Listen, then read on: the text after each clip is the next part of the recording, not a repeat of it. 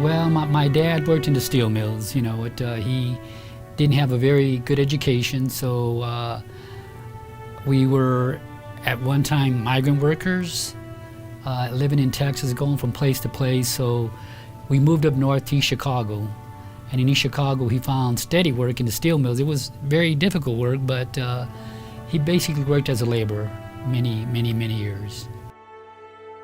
I did start school in first grade unable to speak English, so unfortunately I didn't make it through my first year to pass first grade because of the language barrier. But it took me about 2 or 3 years to understand English and to be able to compete in our schools and get good grades. Well, I had heard all the stories how hot it was in the mill, so when I was 18, my first job was with, I think they called it the chain gang. And that was, you work outside and you really basically clear the tracks for the trains that come through. You're outside all day. And it was a nice job until it got cold in the wintertime. So now it's December and January, and all of a sudden I didn't like that job because you're outside 8 hours. So at that time, that's when I decided to go to college. So I started college, go for half a year, come back, and now I'm summer help for the mills. But when you're summer help, you learn real quickly. You get the worst job. So now I went from working outside where it was cold to working in the blast furnace, and I don't know if people know what that is, but you see where the hot steel comes through, and it's very hot, it's dirty, and again, if you're summer help, you get the worst job. So I learned that really I had to get the education because I didn't want to keep doing jobs I didn't like, number one. It was a difficult job. You work 8 to 4s, one shift, then you go into 4 to 12, and then you do midnights. And again, that really wasn't what I was looking forward to doing the rest of my life. So with the education, I was able to get the education and come back and do the things I love. When did I start running? Oh, I started running when I was a freshman in high school, and I have not stopped ever since. The school I went to, we were always, out of 10 teams, we were always 10th in the city. With this new coach came in, I mean, he was very strict. He had very strict rules and really rigorous training.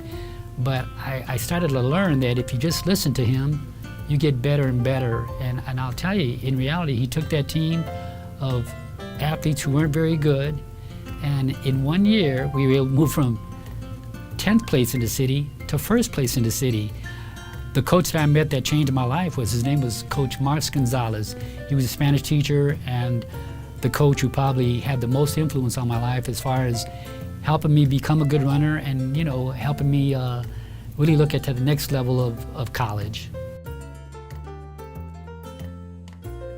In order to improve our schools, it takes the entire community.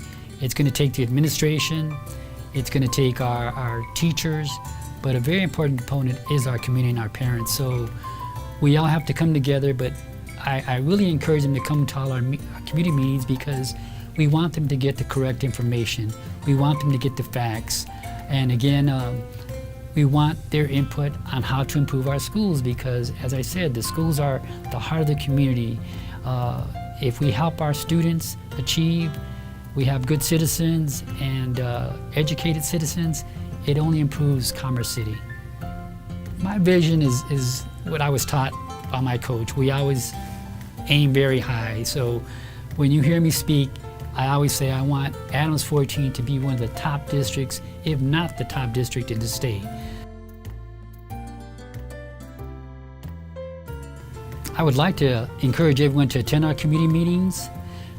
They're getting larger and larger. Our goal at our last meeting was to have over 200 parents, and I think we surpassed that goal, so thank you all for coming. When you attend those meetings, feel free to ask questions because that's why we're there, to answer your questions. Even if you have difficult questions, if we can't answer them out day, we will get the answer to you. And also, many of your questions are posted on our website, so thank you for submitting those questions to us. We'll continue to update our website. And again, our position is that we want to be transparent and open with our community, and we need your support to move the district forward.